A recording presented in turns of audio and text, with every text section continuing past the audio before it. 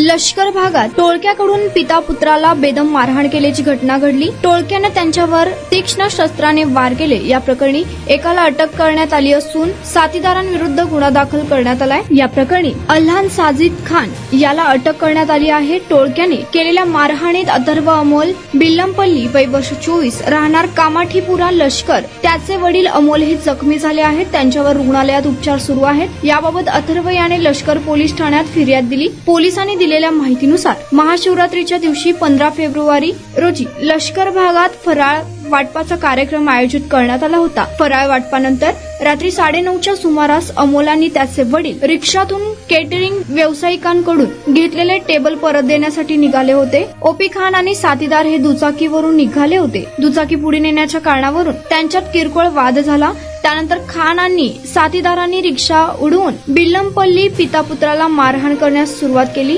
त्यांच्यावर तीक्ष्ण शस्त्राने वार केले। टोळक्याने केलेल्या मारहाणीत ते जखमी झाले। त्यानंतर आरोपी हे पसार झाले। पसार झालेल्या खान याला अटक करण्यात आली असून सहाय्यक पोलीस निरीक्षक दांडगे तपास करीत आहेत।